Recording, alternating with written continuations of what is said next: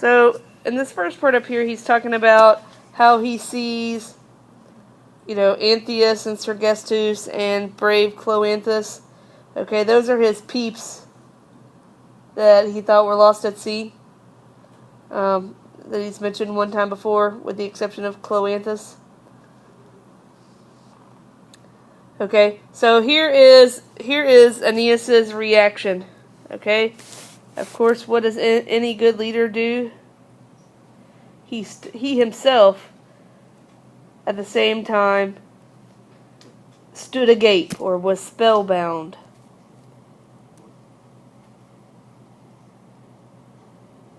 Okay, well, this says to do it as like a at the same time and at the same time. Okay, so at the same time, he was spellbound.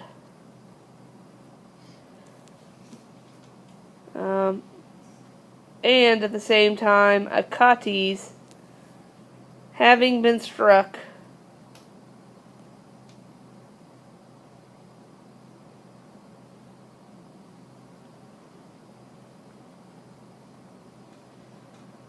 by both joy and fear. So that's what Abbot of a Manor.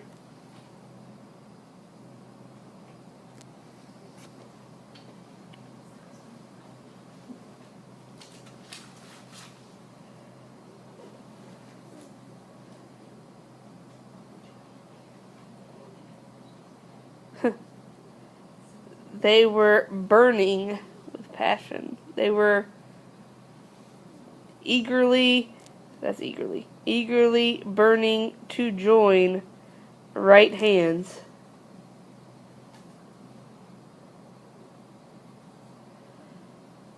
But the unknown situation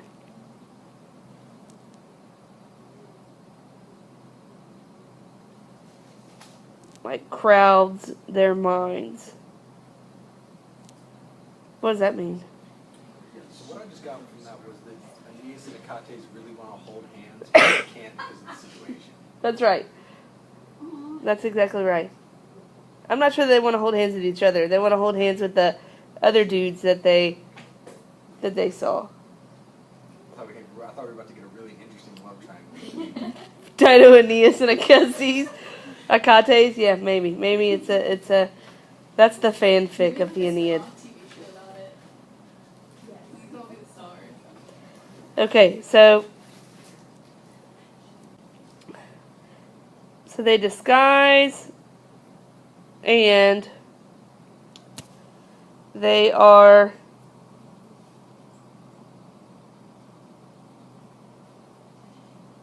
okay, so this is like a PPP, right? And it's nominative. So having been covered by a hollow mist,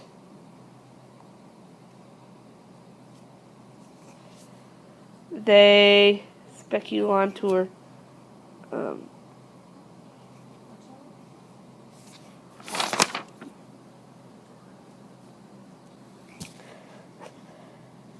Okay, so they spy out, or they watch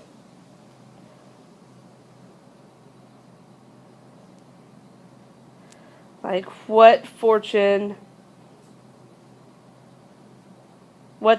is. I think you want to say that, like stick an S in there. What the fortune is for the men. So that's a dative of possession.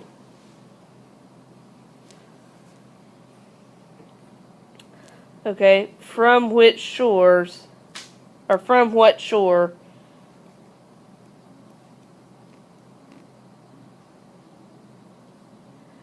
they leave the fleet. That's an indirect question, right? Because it's present subjunctive. Oh, so I guess this would be an indirect question too over here. So you got to put a subjunctive form of the verb in there. So like sit. Okay. Why they are coming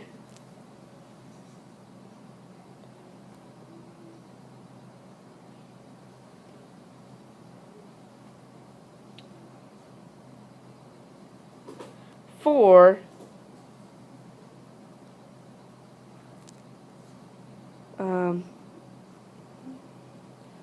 like it's like those having been chosen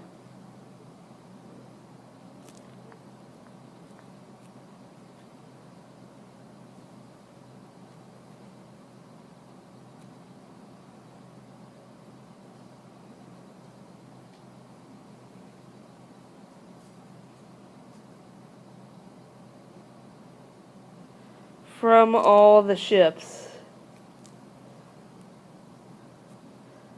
were going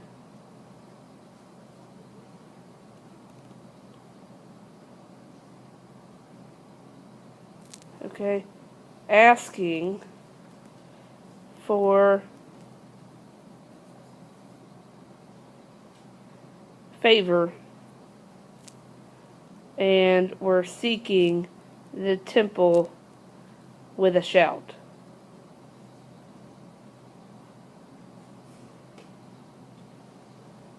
Okay, so what basically he's saying is, they're trying to assess the situation, okay, and then they realize that these shipwrecked men are going to go and ask Dido for help. Okay, then we're going to meet this dude named Elonius.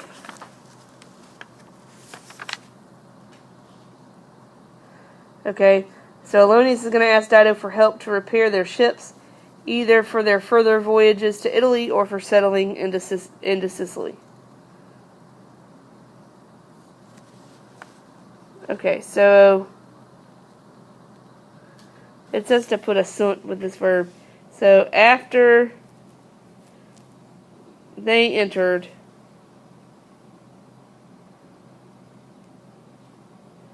and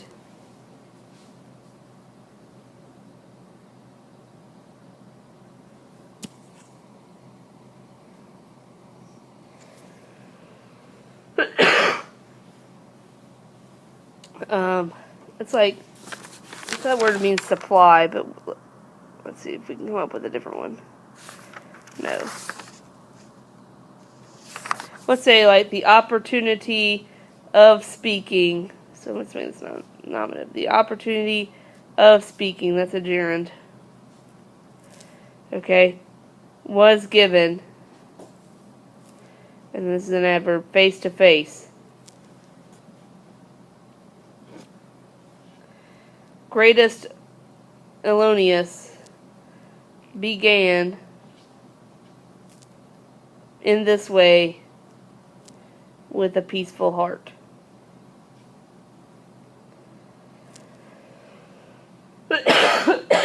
So with a peaceful heart means, like, he's going to show Dido that he doesn't mean any threat to her. O Queen. Okay, then I would start with this dative right here. Like, to whom Jupiter gave, or you could say, like, granted to found a new city. Right? And that new city is what? Yeah, Carthage.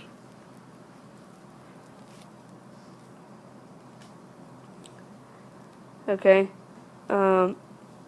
And to, frenare means to, like, check or curb or rein in. So to curb proud races with justice. That's probably not right. By justice, okay. So he's like buttering her up, right? Like, let me butter you up, you who Jupiter favors, even though really Jupiter doesn't favor you, but hey. Okay. The Trojans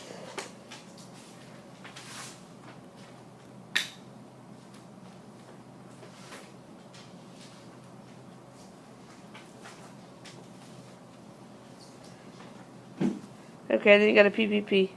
Having been carried by the winds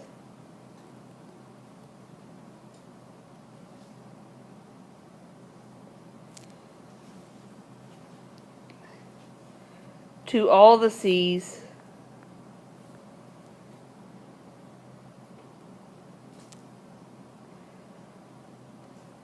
we miserable beg you. So he's like giving them some background.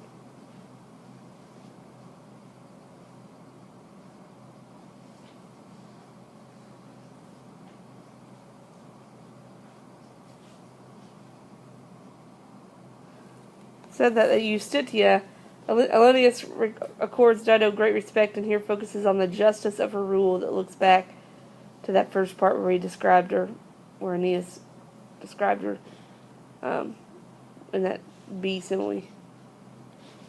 Says Dido seems to be a civilizing force in contrast to the furor and danger that the Trojans and Rome will soon represent. Dun dun dun. Okay, this sucker right here, Oramus, is called enjambment. Do y'all know what enjambment is? I know what it is, but I can't remember. Okay, so it's when you would think like, yeah, it smushes it onto the next line. Yeah.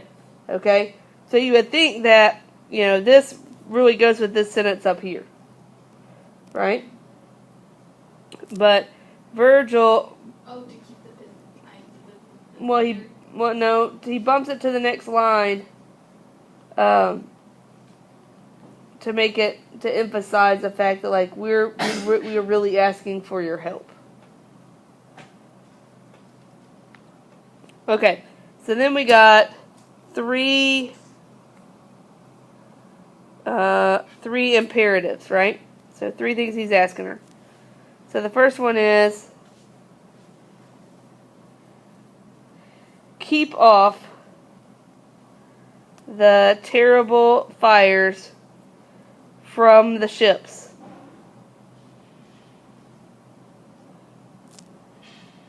Okay, then the second one is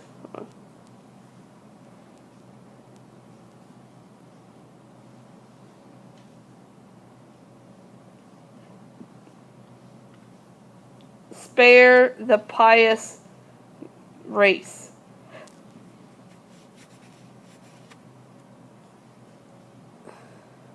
Okay, now think about that. That the pious race should go ding, ding, ding, ding. Right? So what does he get by emphasizing like the Trojan virtue of pietas? Right?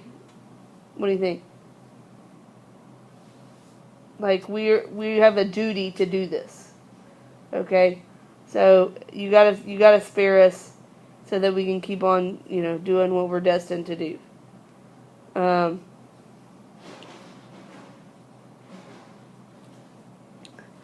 Okay, and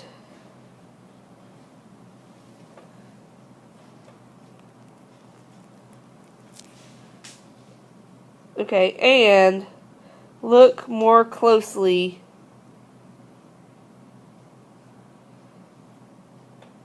at our situation.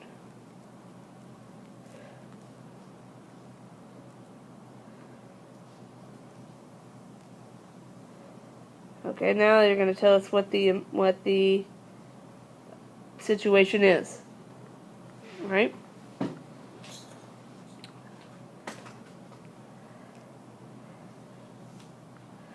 Okay, so you got to look at the next line, which is not on the screen, and say, we came, right? Or is it we come? I don't know. Hold on.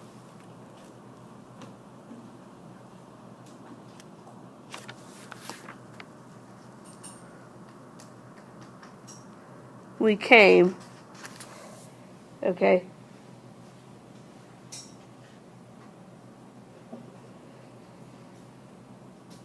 Not either not either to lay waste, that's what that word means, the Libyan Penates by iron. Okay, who were the Penates? Yeah, the household gods. So anyway, we're not coming to overthrow your government here.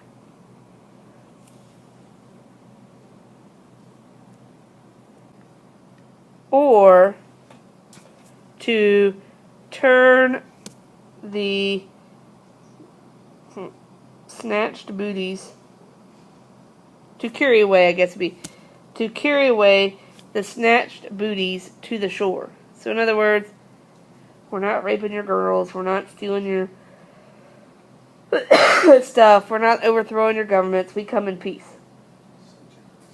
So generous, right? Because really they just want to figure out how the hell to get to Italy and they haven't figured it out yet.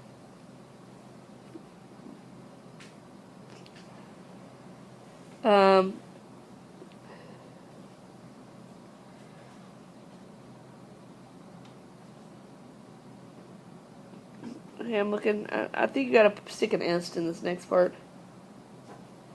It says that animo victis are the datives of possession.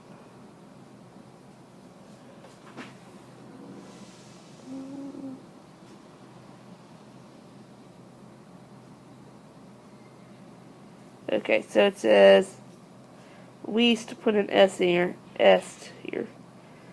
So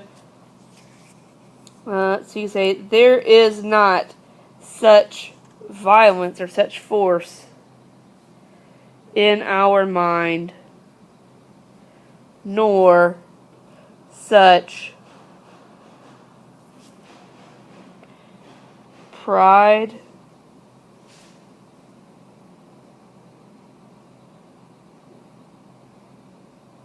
in the conquered. So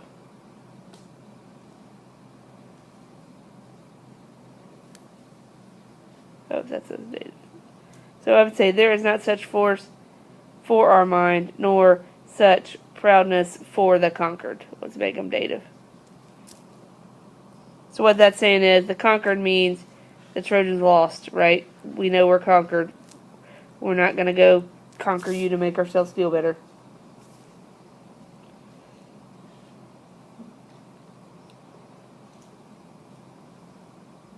Okay, and then he's going to tell them where they're going. There is this place, right?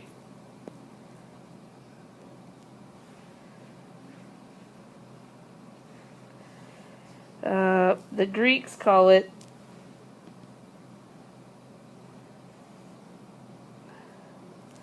Hesperia by name.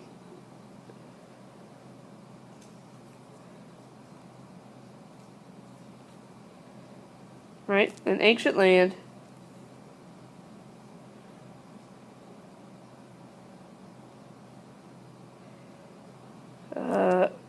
Powerful in arms and in fertility of soil.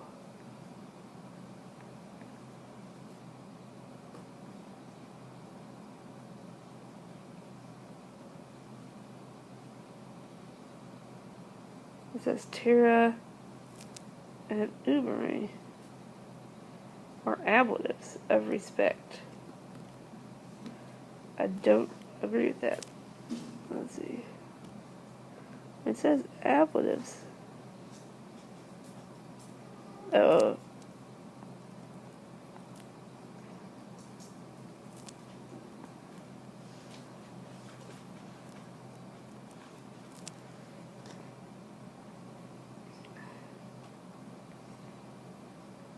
Okay, so the Venetrian men, and this is an ERE versus ERUNT thing,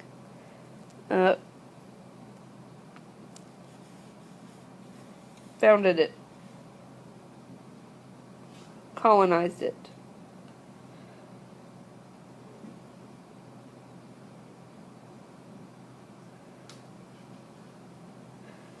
Okay.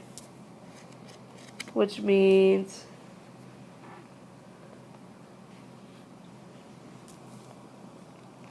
it says evidently derived from the Greek word Venetria, vineland, since grapes were much cultivated in Italy. Okay, then we got fama est, and that sets up indirect statement. Whoops. Okay, now it is the rumor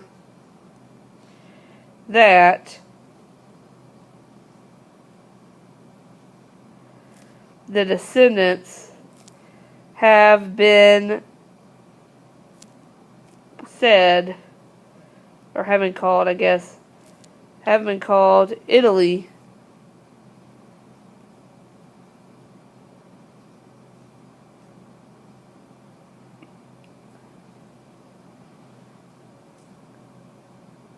well, I guess we see. It said that the descendants have called, how about, the descendants have called the race Italy after the name of the leader, from the name of the leader.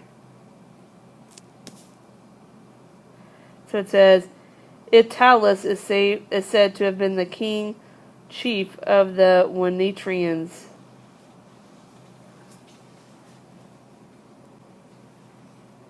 What says this was our course? That's interesting. I thought the first vowel was always long, but they're saying this. This was our course. In other words, we were seeking Italy. We weren't seeking Carthage. Okay? Well, it says there are roughly 58 incomplete verses in the entire Aeneid. Yeah. Yeah.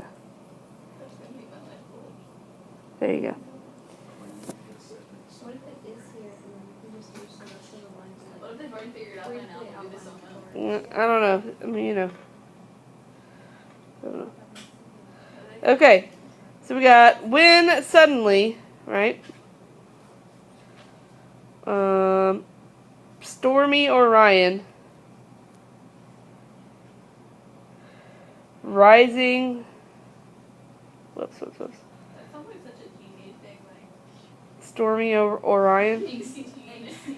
Angsty teen. Yep. Rising with a wave. Not like waving at us, like actual, you know. Yeah. Not the one finger wave, you know. Okay, brought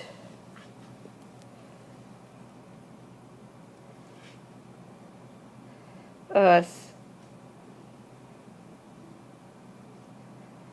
into the hidden shores. Oops.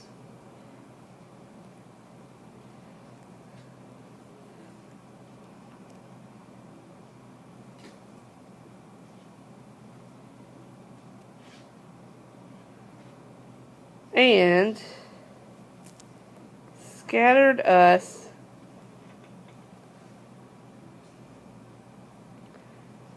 far and wide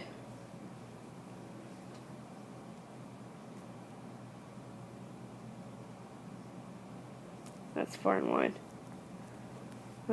by the some kind of winds, by the winds, over the waves. Well, it gets to be by the winds and over the waves.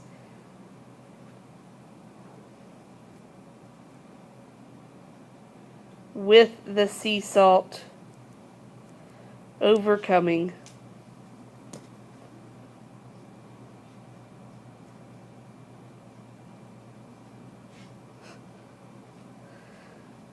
And through the pathless rocks. So this note says, the rhetorical repetition of perque emphasizes strongly the dangers that they had passed through. Note how the prepositional phrases enclose the line with the alliterative and perhaps onomatopoeic superante solo in the middle. So what I'm saying is, you know, it shows them literally going through some things. As little Paul would say, wow.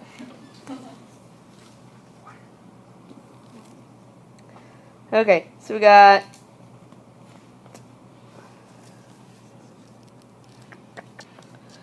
to this place. Like we few swam, and that takes the dative to your shores.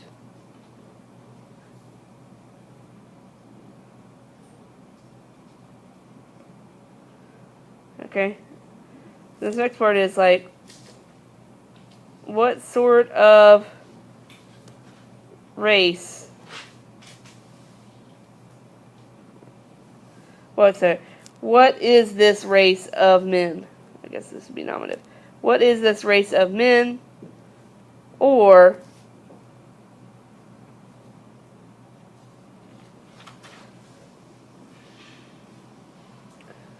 what country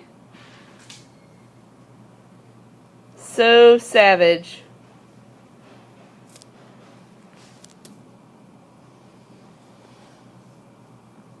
allows this custom?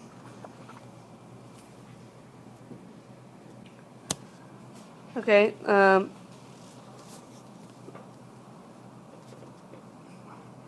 we are being kept away from the shelter of the sand.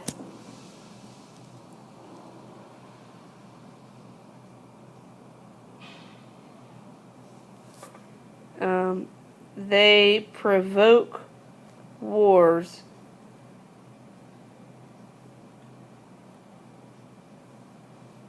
and forbid us to stand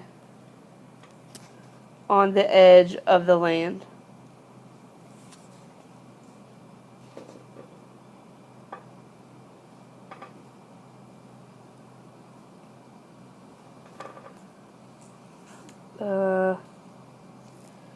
Where's the... Oh, your next verb is timitus. If you scorn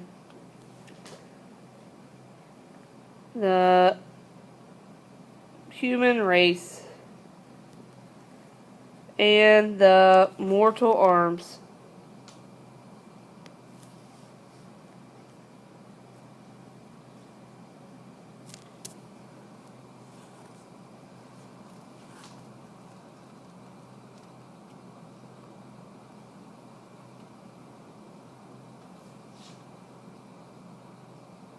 yet hope the gods, mindful of right. We hope the gods are mindful of right and wrong.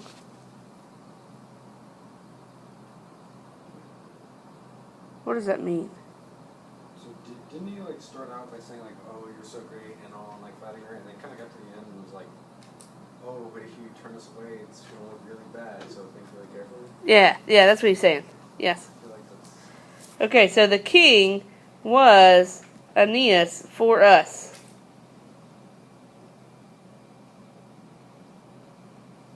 Okay, and then this is an ablative of comparison.